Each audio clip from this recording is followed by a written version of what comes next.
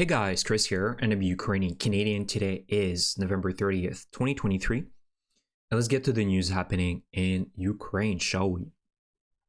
So I want to go over the map updates. Last few days there have been changes, some good, some bad, so let's get to it. And I'll also talk a little bit about some news updates, whether it be in Ukraine or Russia. So let's get to it. Let's first head into the north of Ukraine, so between Kupiansk and Kremina. There's relatively no changes, and again, it's pretty much the same for the last few months. The Russians have more initiative in this direction now. And remember, last year was the opposite. The Ukrainians were pushing the Russians closer to Sabotage and close to the area of Kremina. But now the Russians have picked up initiative because the Ukrainian forces are simply, they're attacking elsewhere. So in this direction right now, the only change that I can report on is very negligible, but still important enough because this is a very heavily fortified area. The forests of Kremina, you can see that Deep State updated this area under Ukrainian control. So this is one little parcel of forest that came under Ukrainian control. Again, this isn't much, but at the same time, we need to realize that these forests are heavily fortified on both sides. So really gaining ground here is extremely difficult. And for at the same time, it's pretty much the entire contact line between Russia and Ukraine. The entire, almost the entire 1,200 kilometer front line that is being, battled right now is heavily fortified. So we're not going to be seeing in the next few months, at the very least, next few months, huge breakthroughs on both sides, especially now that we're in the winter. So that's the update for the north. In Bakhmut, there's also not really good news. So the Russians managed to push the Ukrainians further out of Hromove. So this general direction, north of Bakhmut, the Russians launched a small offensive here, and they've been able to gain some ground. So this is between Yahidne and Hromove, which is in the north. So the Russians have gained some ground. You can see that they have some heights now. North of Bakhmut, and the same thing in the south. So the Russians did a small offensive in the south, close to Klishivka. You can see that they have positions now at the heights that are overlooking Klishivka, but the Ukrainians still hold the majority of these positions. So the Russians are trying to pick up initiative again in Bakhmut as they realize that the Ukrainians are getting closer and closer, especially in the south of Bakhmut. So that's the situation in Bakhmut. In Avdiivka, this is the hotspot. Again, the Russians are pushing every single day, and there's one update which is north of Krasnohorivka. So the Russians basically pushed the Ukrainians further out of Krasnohorivka. So they grabbed some more fields, which is, again, as I said, isn't really that important. What would be significant is settlements. And so the Ukrainians need to be defending these settlements that are close to Krasnohorivka in the north and the ones that are in the south, close to Vodyane. So far, the Russians keep trying to push, but all they've been liberating so far in the north and the south are fields. But in the south, or in the center, I should say, of Avdiivka, close to Kashtanove, you can see that the Russians have pushed out the Ukrainians more in the urban area, the outskirts of Avdiivka. So right now, you can see that the Russians have gained some ground here in the center. And I think I updated it to you guys in my last video, but this is significant because essentially the Ukrainians have the heights here. So the Ukrainians need to be able to really hold this buffer zone to be able to hit the Russians, especially in the center of Avdiivka. So let's hope that they can hold the line here for the next few weeks as winter sets in. And it's going to be even more difficult for the Russians to start pushing, especially due to the cold, which is a huge factor, with morale and the capacity to do offensive operations. So that's the situation for Avdiivka. The map looks relatively the same, but there's a lot of battles, there's a lot of fighting. And again, the Russians are chipping slowly in. And at the same time, let's also remember that the Russians, even though they're gaining ground in Avdiivka, that's at the cost of extremely high casualties, right?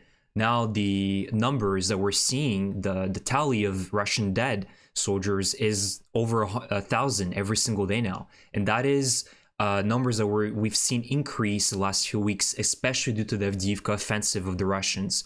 So this is coming at a huge, massive cost for the Russians. They're literally trading, short-term gains for a long-term eventual catastrophe within their army and their demographics within Russia's society.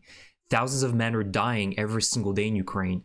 More or less 1,000. It's a huge number. So numbers that we haven't seen since World War II as well in Europe.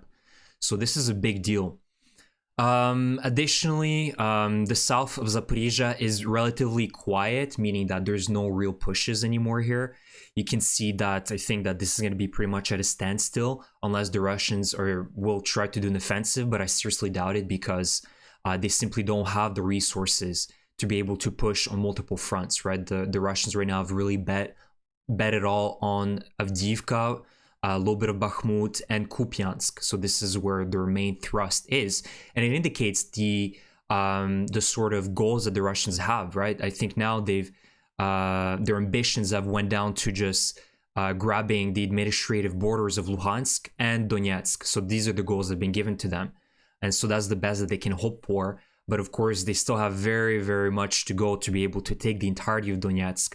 And Luhansk is mainly under Russian control, but there's still a little part of Luhansk that's still under Ukrainian control. So that shows to you guys as well at how this war has changed. We were talking in the early phase of this invasion, of this war, about Ukraine falling within less than a month, and then it was a few months, and then Kiev falling in less than 3 days, and now we're talking about Russia barely even able to push the Ukrainians out almost 2 months in, out of a city that pre-war was 30,000 people and is pretty much nothing at this point. It's just rubble. So just think about how we've changed the narratives from Kiev in 3 days to Russians gaining fields by the cost of thousands of men around Avdiivka.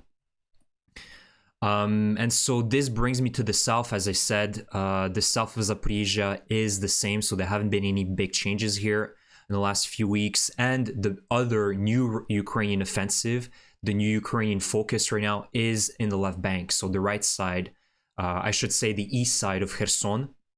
So the Ukrainians are doing a lot of operations between the right bank and the left bank, trying to push the Russians out of the shores of eastern Kherson. And so far it's working pretty well. We don't know all the details, but there's a lot of fighting ongoing by Krenke. So this is a small little village close to the Dnipro River where there's a lot of fighting right now. And I can say with confidence that the Ukrainians do have positions here.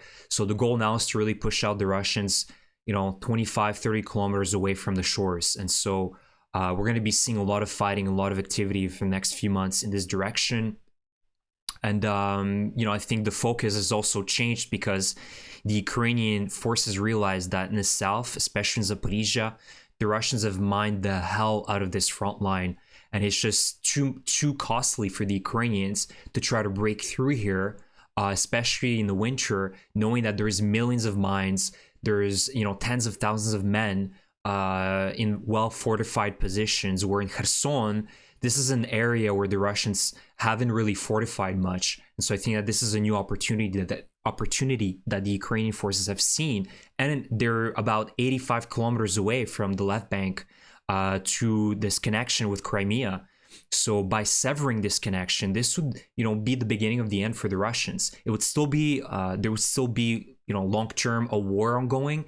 But I think the Russians, by losing this connection with Crimea, losing part of this connection with the south of Ukraine, would be a big blow for the Russian regime. It would start crumbling very quickly, especially in the south. So I think that this is a new opportunity that the Ukrainians are exploiting. And so I can only hope that in 2024, with the F-16s coming, with more long-range missiles, the Ukrainians will be able to really start destroying Russian logistics, whether it be in Crimea, in Russia, or in the entire front line in occupied territories in Donetsk, Luhansk, Zaporizhia, and by just swarming the Russians with F-16s that will fire these long-range missiles, different types of bombs, and also using drones and other long-range missiles with the MLRS systems that will start crushing the Russians next year. But again, as I've told you guys, this isn't a long-term war at this point. The quick eroding of the Russian army isn't going to happen anymore. And so the Russians will put as much effort, as many resources as necessary to continue on fighting. So we're still going to be talking years down the line about this war, unfortunately. And I can only hope that I'm wrong here, but the more time goes by, the more we see that this is going to be a very, very long-term war. How long, I can't tell you. You know, everybody can guess, and your guess can be as good as mine. So that's the unfortunate truth. Now, we spoke about the map updates, the Ukrainian offensive in Kherson, the Russians fighting in Avdiivka. Now, there's a few updates I want to bring in terms of news. So one of them is an explosion on a railway line, so in a tunnel that the Russians are using in Russia to transport and import basically Chinese goods to Russia. And so this is the Baikal-Amur line. And there was an explosion that happened in one of the tunnels in, eastern Russia. And apparently this was the work of the Ukraine SBU, so Secret Service, and an operation that went successfully because there were videos out of that tunnel, a fire basically coming out of that tunnel. And apparently the train burned down. And so this is an excellent operation, if this was indeed a Ukraine operation, at disturbing Russian logistics. And we know that the Russians are deeply reliant on China to import key components, key goods, to support their economy, prop up their economy, and also prop up its military machine, right? Its war efforts in Ukraine. So by destroying these connections with China, these physical connections, this is going to help the Ukrainians get closer to victory down the line. So this is an excellent operation. And another, kind of reasoning, as I've said about it, but this is also news. In Kherson, one of the Russian generals blew up on its own mine. So as I said, this comes in line with just how deeply mined this entire region in the south is by the Russians, and that even the Russians themselves don't know where they are anymore, right? Let's face it, the Russians, do you really think they're going to be tracking all their mining operations? Like, I think based on the videos I saw, last year and even in early spring, the Russians were just throwing that off of Ural trucks, thousands of mines that they were just dropping like that. So it just really tells you how severely mined this area is and how much of a tragedy, really, this is a tragedy that Ukraine now is the most heavily mined country in the world. And these are some of the most fertile, best lands in the world. People often forget that Kherson and Zaporizhia are the breadbaskets, not only of Ukraine, but of Europe and of many countries that are relying on Ukrainian grain, and especially close to the Azov Sea and the Black Sea. These are some of the best territories to grow food on. And it's really just heartbreaking for me to see that the Russians have just laid waste to all of these areas in the south. It's devastating. It just shows you how heartless Russian society is. They don't care about any of the eco damage that they've been doing. And let's not forget as well about the Novokakhovka terrorist attack that the Russians conducted in June of this year by blowing up the dam as well. The Russians won't hesitate, and I worry as well. We often forget about it, but the Russians obviously control as well Enerhodar, which is one of the biggest nuclear power plants in Europe. And God knows what the Russians are going to do with Enerhodar if anything starts crumbling, not going their way. I only wish that they're not going to go nuclear and try to blow up this nuclear station, but you never know. So that's that for the Russian general. His name was not that even matters, right? Who cares about his name? But one less general, Russian general, and so that obviously is going to also hurt the Russians, the Russian command and control capabilities. Evidently, if the general needs to travel so close to the front line, again, they said that this was close to the front lines around this area. So if he has to travel so close, it really tells you that their communications in the left bank as well. This is really important as well to highlight. So one less Russian general. Now, the last thing I wanted to update you guys on is in Bryansk. Apparently, the Russians are saying that the Ukrainians did a drone strike in the Bryansk region, so in the north of Ukraine, which was storing the Geran 2, which are the Russian copy of the Shahid drones, which are the Russians are exclusively now using. They started production of these drones themselves. So this is excellent news. So again, the Ukrainians launched some sort of drone strike in one of these warehouses that was situated in the city of Bryansk, and that warehouse caught fire. So we don't know exactly the details, the extent of the damage, but this is another one of those attacks that Ukraine needs to be doing every single day to destroy Russian capabilities to terrorize the Ukrainians, right? Where they're using exclusively these Geran-2, or these first iterations of the Shahid drones, to terrorize the Ukrainians. And they're so close to Kiev, Kharkiv, they're going to be doing that every single day. So Ukraine needs to be able to pinpoint these warehouses, these factories that Russia's building to build these drones and destroy them. So this is excellent news. And one last thing I want to mention is that Zelensky talked today about building fortifications along the entire contact line, where the fighting is ongoing. So I applaud this. I think this should have been done earlier. Unfortunately, this wasn't done earlier. And so basically now the goal is to build heavy trenches, fortifications, that's going to help the Ukrainians really hold better, because right now it's just really Ukrainian presence and very sort of soft defenses which are helping the Ukrainians to hold the line, but they don't have any severe fortifications along this entire northern southern front line with the Russians. So by building heavy fortifications, it's only going to allow the Ukrainians to hold their positions.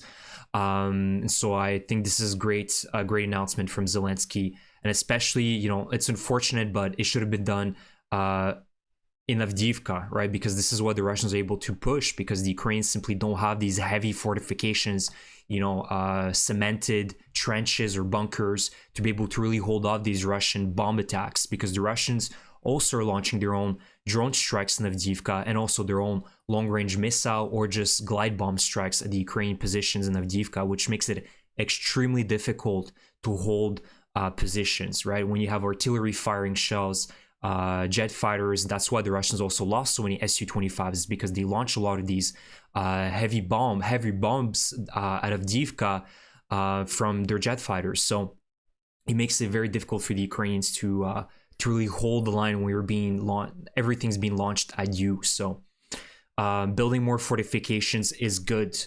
So that's the video for today, guys. I hope you enjoyed my update. I know I talked a lot about a lot of things today, so let me know what you think about the Avdiivka situation, the Ukrainians building heavy fortifications, the operation Kherson, and any of the other topics that I covered today. Thank you again for your support. If you enjoy my content, please subscribe to my channel, like my video, leave me a comment as well, and I will see you guys in the next one. Thank you, and Slava Ukraini.